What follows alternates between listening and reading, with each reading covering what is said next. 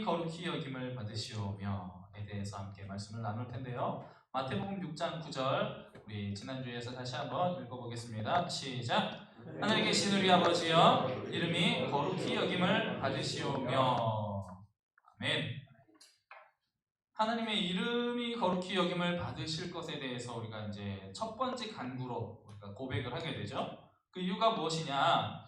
하나님의 이름이 거룩히 여김을 받으실 것에 대해서 간구함으로 인해서 그 뒤에 이어질 주기도문의 모든 간구들을 하나님의 이름 안에서 하나로 묶어주는 역할을 하는 거예요.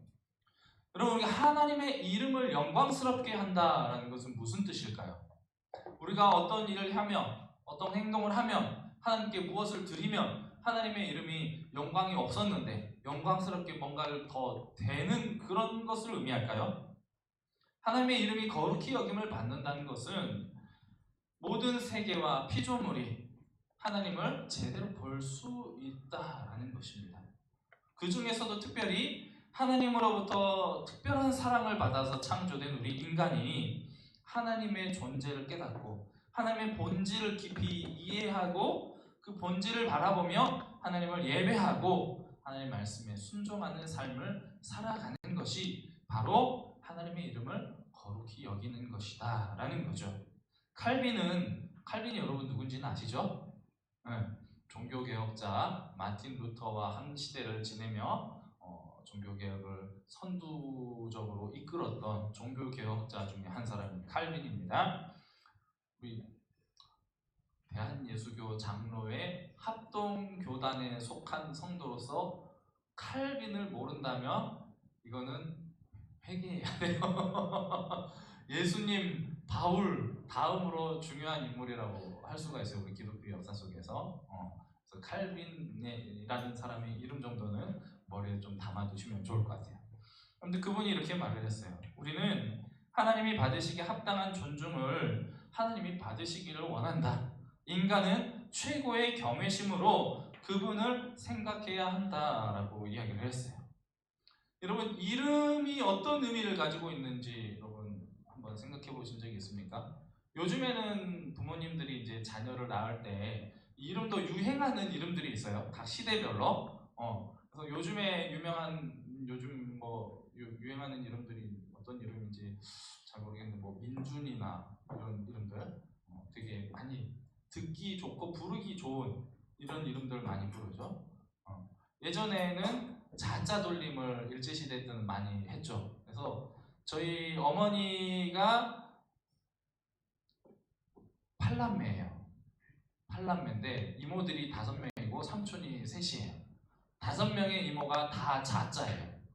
명자, 희자, 금자 뭐 이렇게 다 자자로 돌아가요. 그래서 우리 막내 이름이 금자인데 막내 이모 이름이 금자인데 본인은 이 금자라는 이름이 너무 싫다는 거예요. 촌스럽다는 거예요. 저랑 나이가 별로 차이 안 나요. 이모인데. 그래서 지호라는 이름으로 바꿨어요. 자기가 마음대로.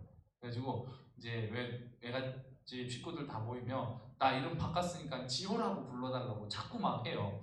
그러면 삼촌들은 절대로 지호라고 이름을 부르지를 않아요. 금자야, 금자야 이렇게 부르면은 막내 이모는 삐져서 울고 도망을 가요. 나이가 50이 넘었는데 아직도 그래요. 금자야 아직도 그러면 나 지호라고 서로 이렇게 장난을 치면서 싸워요. 네. 이름에는 여러 가지 의미들을 부여해서 부모님들이 그 이름의 의미를 담아서 이름을 짓죠. 근데 요즘 이제 그냥 멋있는 이름, 부르기 편한 이름들을 요즘엔 많이 부르지만 예수님의 이름을, 그러니까 성경이 기록될 당시에만 해도 우리나라도 고대에는 그랬죠. 이름을 지을 때 아주 간절한 염원을 담아서 이 아이가 앞으로 태어나서 이런 모습으로 자라기를 바라는 마음으로 정말 심사숙고해서 이름을 지어요. 여러분, 제 이름이 뭐예요? 한가람이죠. 가람이 무슨 뜻인지 아세요? 그렇죠. 우리나라의 순수 우리말로 강이라는 뜻이에요. 그래서 제 이름은 한강이에요. 그래서 제가 한강을 되게 좋아해요. 그래서 한강에 가서 맨날 달리기 하고 자전거 타고 하면은 제가 얼마나 그 시간이 포근하고 행복한지 몰라요. 제 이름 속에서 함께 이렇게 보내는 시간 얼마나 좋은지 몰라요. 이 이름이라는 것은 그 사람의 인격을 나타내고 그 사람의 본질을 나타내 주는 거죠. 그게 바로 이름이라는 거예요. 하나님의 이름은 어떻게 했어요? 그러면은 여호와라는 하나님의 이름, 그 이름 안에 하나님의 본질이 들어있다는 거예요. 하나님의 속성이 들어있다는 거예요. 하나님의 사역이 들어있다는 거예요. 여러분 성경에 구약 성경에 보면 하나님의 이름이 4개가 나와요. 다 아십니까? 자, 창세기에 나오는 이름 뭐예요? 여호와. 창세기에 여호와 아브라함과 이삭과 관련된 이름 여호와 이레. 무슨 뜻이죠? 하나님께서 이곳에 준비하신다라는 뜻이죠. 자, 출애굽기에 이름이 2개가 나와요. 처음에 나오는 게 여호와 라파예요. 여호와 라파. 마라라는 쓴물을 달물로 바꾸시면서 하나님이 말씀하신 이 하나님의 이름 여호와 라파, 치료하시는 하나님, 치료의 하나님. 그 다음에 3번째 이름 또 출애굽기에 나옵니다. 아말렉과 전쟁을 하고 나서 승리하고 나서 여호와 니시, 승리의 하나님, 승리의 깃발이라는 뜻을 가지고 있어요. 마지막 에스겔 48장 마지막 절에 나오는 여호와 삼마, 무슨 뜻이죠? 하나님이 거기에 계신다. 여호와 삼마는 신약 성경에 동일한 이름으로 나타나는 4글자 이름이 있습니다. 그게 뭐냐? 임마누엘이에요. 하나님이 우리와 함께 하신다. 하나님의 이름에 대해서 이렇게 계속해서 우리에게 가르쳐주고 있는 거죠. 성경에 이렇게 여호와 이레, 여호와 라파, 여호와 니시, 여호와 삼마 이런 이름들이 나타나지만 신약 성경에 이르러서 예수님은 하나님에 대해서 우리가 어떻게 부르라고 가르쳐주세요? 아버지. 하나님 우리의 아버지시다. 승리의 하나님이시며 우리의 모든 것을 준비하시고 예비하시며 우리를 이끌어주시는, 우리와 함께 하시는, 우리를 치료하시는 그분이 누구시다? 우리의 아버지시다. 하나님의 이름의 본질이 이 안에 다 들어있다는 거죠. 그래서 시편의 기자는 하나님의 이름과 말씀을 다른 어떤 것보다도 더 높이는 모습으로 우리에게 고백을 들려주고 있습니다. 시편 138편 2절 말씀이에요. 내가 주의 성전을 향하여 예배하며 주의 인자하심과 성실하심으로 말미암아 주의 이름에 감사오리니 이는 주께서 주의 말씀을 주의 모든 이름보다 높게 하셨습니다. 이렇게 여러 가지 성경의 내용들을 통해서 하나님의 계시를 통해서 하나님의 일하시는 그 모습들을 통해서 역사들을 통해서 하나님을 알게 된다면, 하나님의 이름을 통해서 하나님을 알게 된다면 우리는 하나님을 의지할 수밖에 없게 된다는 거예요. 그 하나님으로부터 비롯되어서 창조된 우리는 하나님을 의지할 수밖에 없고 하나님을 찾을 수밖에 없는 존재라는 것을 하나님의 이름을 통해서 우리는 깨닫게 된다는 거죠. 하나님은 거룩하신 분이시다라고 말을 하고 있어요.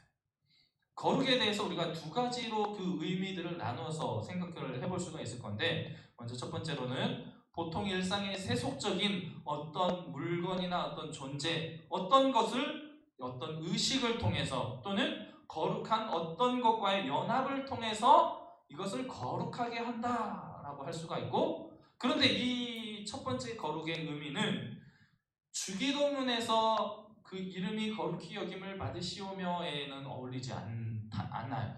왜냐하면 우리가 어떤 행위를 통해서 하나님을 거룩하게 만들어 드릴 수 없어요. 하나님을 어떤 다른 존재와 연합을 시켜서 하나님을 거룩하게 해드릴 수 없어요. 왜냐? 하나님은 이미 온전히 거룩하신 분이기 때문이에요.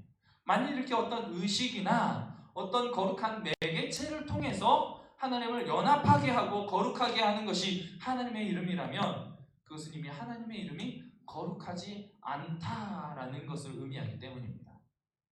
2번째 의미로는 이미 거룩하고 신성한 것을 우리가 그대로 받아들이는 거예요. 즉 일상의 다른 어떤 것과는 구별되어 있는 것, 다르게 구별되어 있는 것, 질적으로 본질적으로 완전히 다른 것을 의미한다는 거죠. 하나님은 그 본질에 있어서 우리 인간과 완전히 다른 분이시기 때문에 우리는 하나님을 거룩한 분이다라고 부르는 거죠. 예를 들어서 십계명에 안식일을 기억하여 거룩하게 지키라. 몇 계명? 4계명. 그렇죠. 나와야죠. 4계명. 안식일을 기억하여 거룩하게 지키라라는 계명이 있어요. 자, 안식일을 기억하여 거룩하게 지키라. 무슨 말이에요? 하나님께서 정하신 안식일이 다른 6날과 다르게 구별되어 있다라는 뜻이죠.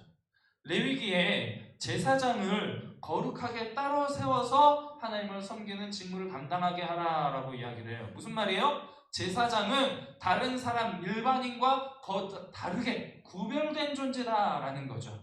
구별된 존재로서 하나님의 거룩한 직무를 별도로 감당하게 하는 거예요.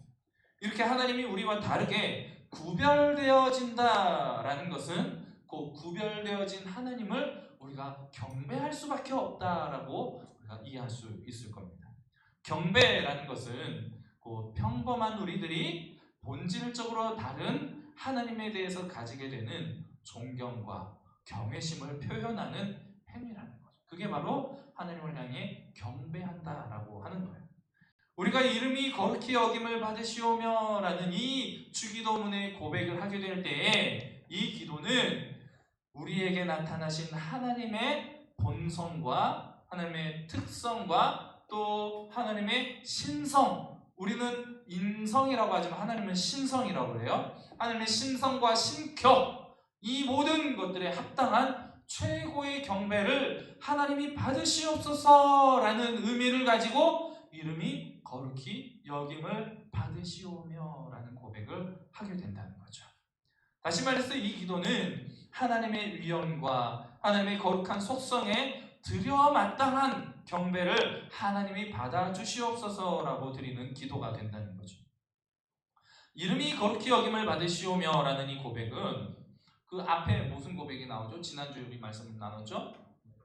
뭐예요? 주기도문의 가장 첫 번째 말, 하늘에 계신 우리 아버지여, 하늘에 계신 우리 아버지여 라는 고백으로부터 생길 수 있는, 이 고백만 하게 되었을 때는 어떠한 위험이 생긴다는 거예요. 그게 무슨 위험이냐? 이름이 거룩히 여김을 받으시오며 라는 이 고백이 들어가지 않고 하나님의 하늘에 계신 우리 아버지여만 부르게 되면 자칫 잘못하면 우리가 하나님에 대해서 감성적인 생각만을 가지고 하나님에 대해서 착각하게 된다는 거예요. 그래서 하나님을 너무 허물없이 부르게 된다거나 또는 너무 하나님을 쉬운 존재로 대해버릴 수가 있다는 거죠. 그래서 유대인들은 하나님을 아버지라고 부를 때 반드시 하나님의 위엄에 대해서, 하나님의 영광에 대해서 나타내는 다른 표현들을 함께 붙여서 하나님 아버지라는 표현을 같이 불렀다는 거죠. 우리는 주기도문의 이 첫 번째 고백, 하늘에 계신 우리 아버지여 이름이 거룩히 여김을 받으시오며 라는 이 고백을 통해서 하나님이 우리의 아버지가 되심을, 그리고 또한 하늘에 계신 거룩하신 하나님께 우리가 기도를 드리고 있음을 기억하고, 또 하나님의 성품과 하나님의 본성이 받아 마땅한 경배를 우리가 이 고백을 통해서 드린다는 사실을 여러분 잘 기억하시면서 이 주기도문의 서문을 열어가시기를 바랍니다. 그렇다면 우리는 이 주기도문의 고백을 드릴 때에 단순한 고백, 기도로만 끝날 것이 아니고 우리의 실제적인 삶 속에서 이 하나님의 이름이 어떻게 거룩하게 되고 어떻게 하나님이 요구하시는 마땅한 경배를 드리는 것이 그러한 삶이 될 것인지를 또한 고민해봐야 되겠죠. 우리의 신앙은 입술로만 고백하고 끝나버리는 신앙이 되어서는 안 된다는 거예요. 이 고백이 나의 삶을 통하여서 증명되어지고 나타나야 된다는 거죠. 하나님, 우리 삶 속에서 하나님을 향한 참된 경배가 어떤 모습인지, 어떤 삶의 모습인지를 우리가 알아가야 한다는 거죠. 먼저 가장 중요한 것은 뭐냐? 이것이 없이는 하나님을 향한 참된 경배가 있을 수 없다. 이것이 없이는 하나님을 아무리 찬양하고 경배한다고 해도 하나님을 경배하는 것이 되지 않는다라는 필수적인 조건이 있다는 거예요. 가장 밑바탕되는 하나님을 경배함에 있어서 가장 근본이 되는 어떤 필수적인 조건이 있다는 거죠.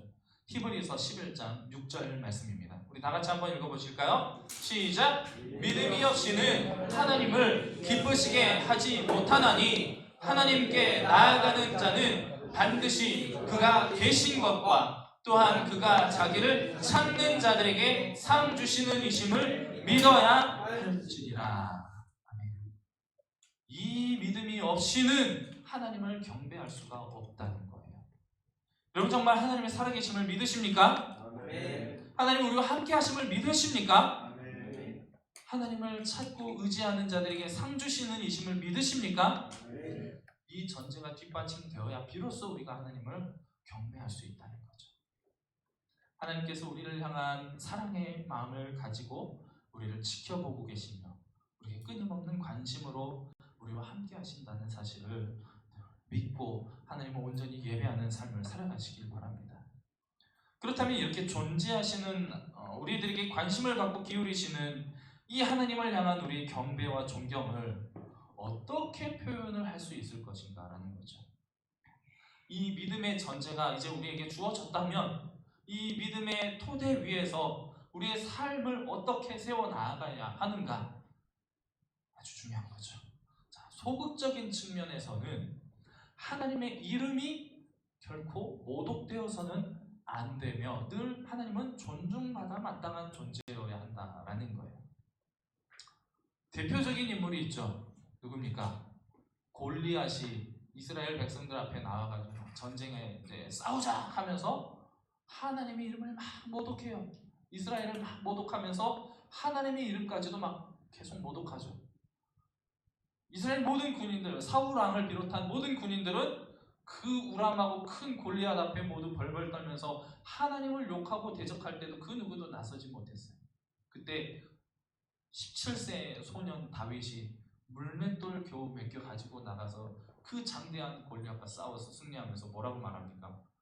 하나님의 이름을 모독하는 자를 향해서 분노하면서 나가잖아요.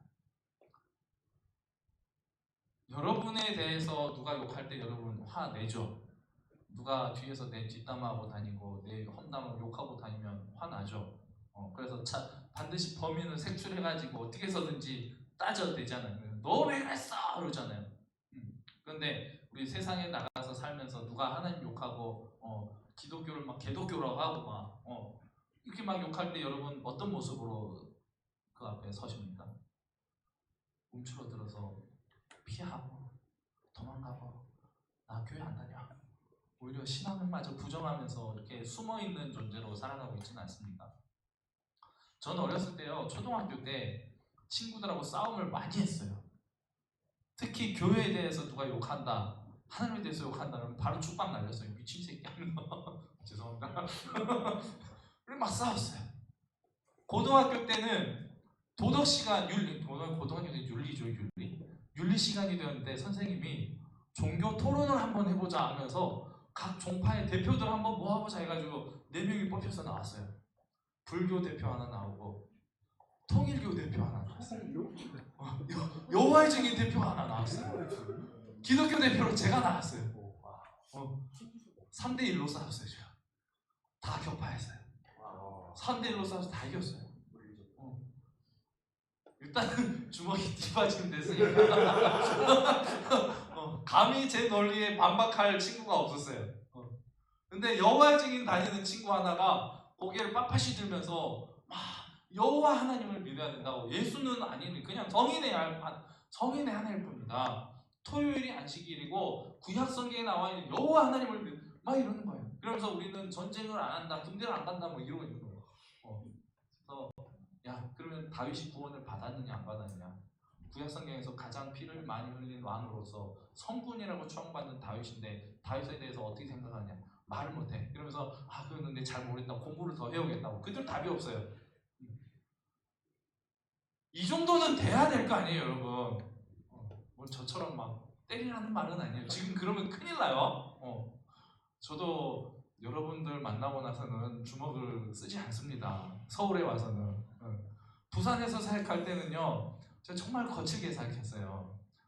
그래서 막 엉덩이 걷어 차인 친구들도 많고 뒤통수 맞은 친구들 많고, 여러분은 제가 얼마나 여러분을 사랑하고 아끼고 마음으로 품고 있는지 잘 알아주셔야 돼요. 제 마음을. 하나님의 이름에 대해서, 하나님의 이름은 절대로 모독을 받아서는 안 된다는 거예요. 근데 이거는 소극적인 측면이라는 거예요. 또 하나의 소극적인 측면은 우리의 입술로 찬양하고 경배하는 것. 우리는 적극적인 측면이라고 생각하고 있죠. 주일날 예배 자리에 나와서 우리가 하나님을 찬양하고 예배하는 이 경배 행위, 이게 소극적인 측면이에요. 하나님의 이름이 모독되는 것을 지키고 하나님을 나와서 예배하고 경배하는 것. 적극적인 측면에서 뭐냐? 내 마음 깊은 곳으로부터 하나님을 경배하며 우리의 말과 행동을 통해서 하나님께 경배를 드리는 거예요.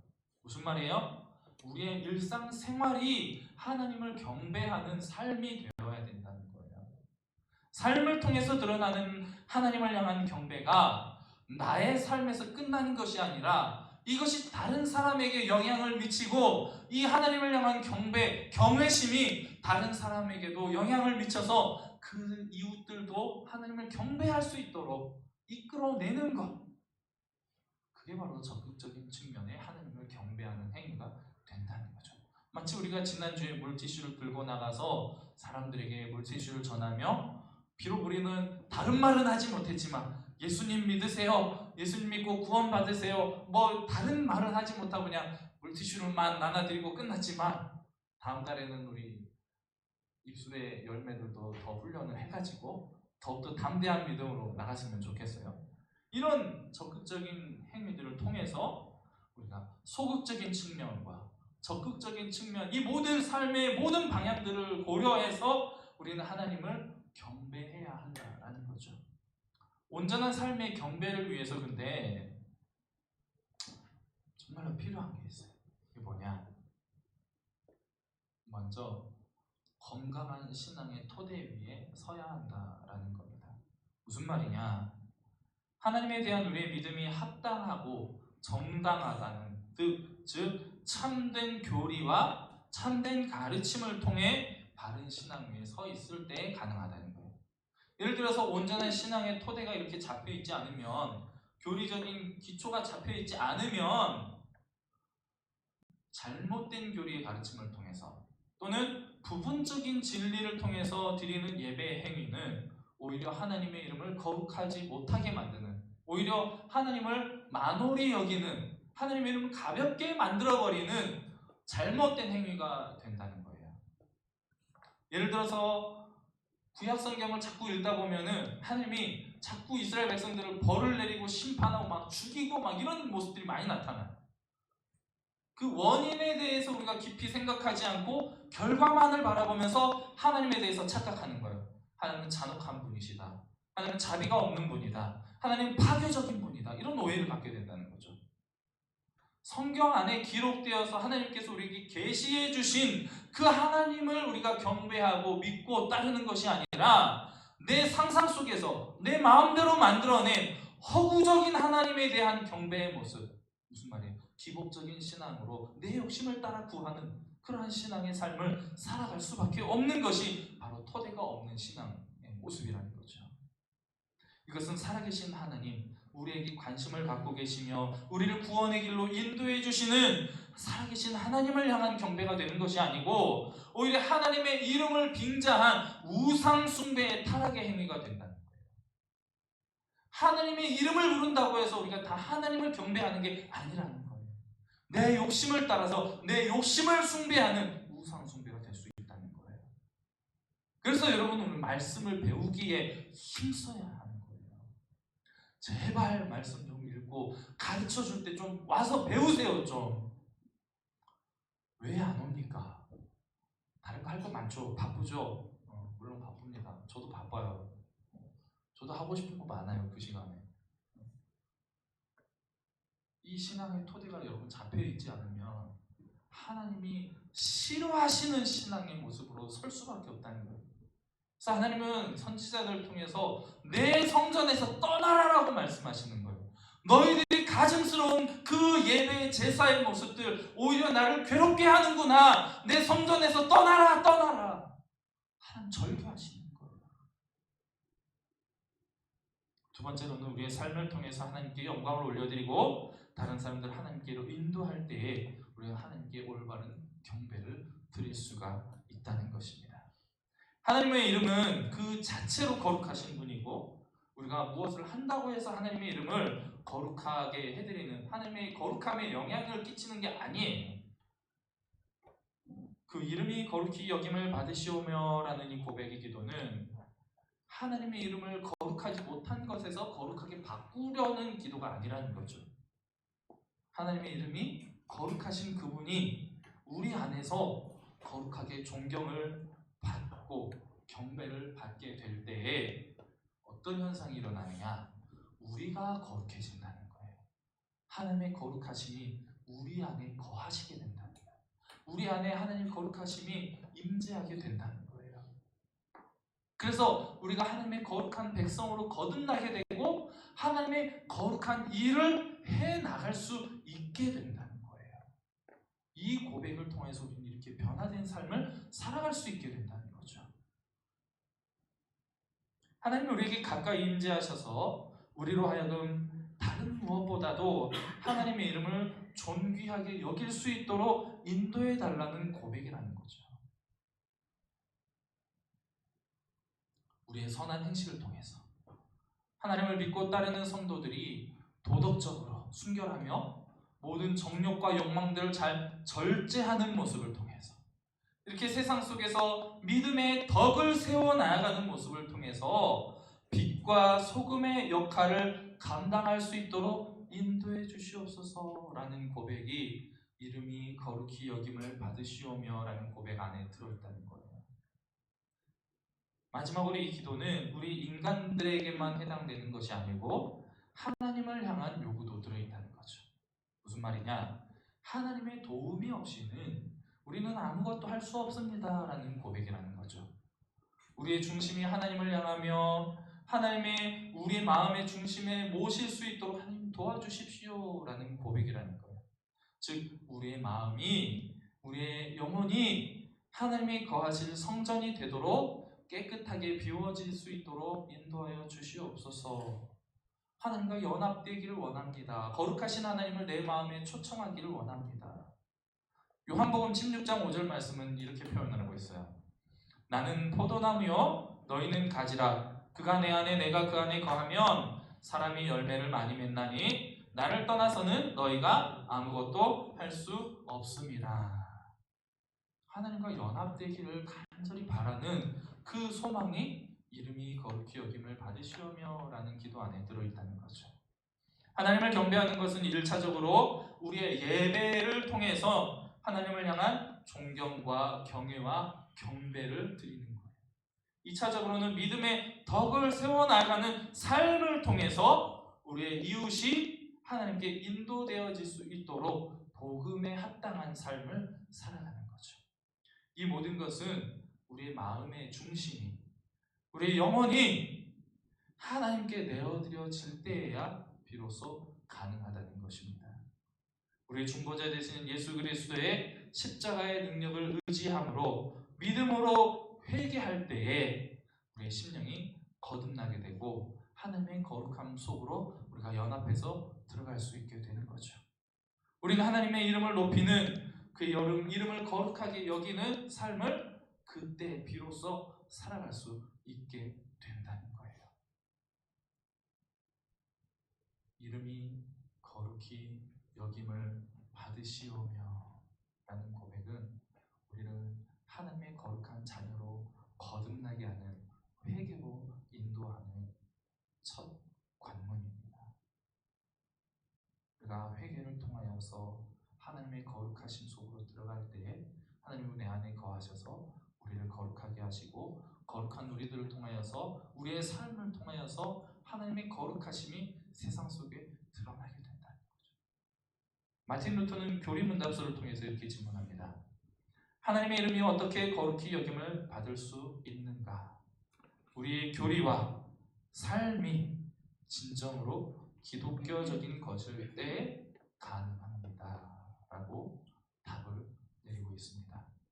여러분, 하나님의 이름을 거룩히 여기는 삶을 살아가기 위해서는 온전한 진리 위에 먼저 서야 할 줄로 믿습니다. 말씀을 배우시기를 힘쓰시기 바랍니다.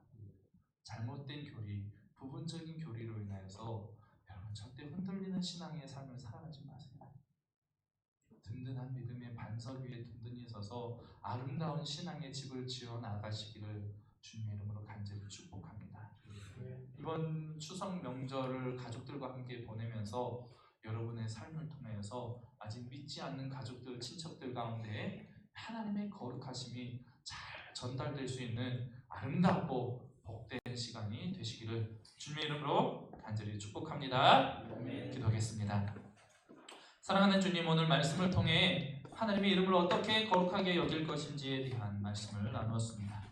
우리 마음의 중심이 오직 하나님께로 향해서 우리의 창조주이시며 모든 만물을 다스리시는 참 주인이시며 우리 아버지 되시는 거룩하신 하나님을 향한 존경과 경외의 마음으로 온 마음을 다한 예배를 통해 하나님을 경배하며 우리의 모든 삶을 통해 하나님의 영광을 드러내는 덕을 세우는 삶을 살아가게 하여 주시옵소서. 이러한 삶을 통하여서 복음의 사명을 감당하는 귀한 일꾼들이 될 수 있도록 성령의 충만함으로 붙들어 주시옵소서. 하나님의 거룩하심에 연합하여서 늘 주님과 동행하는 임마누엘의 축복 속에 살아가기를 간절히 원하며 우리를 죄에서 구원하신 예수 그리스도 이름으로 기도드립니다. 아멘.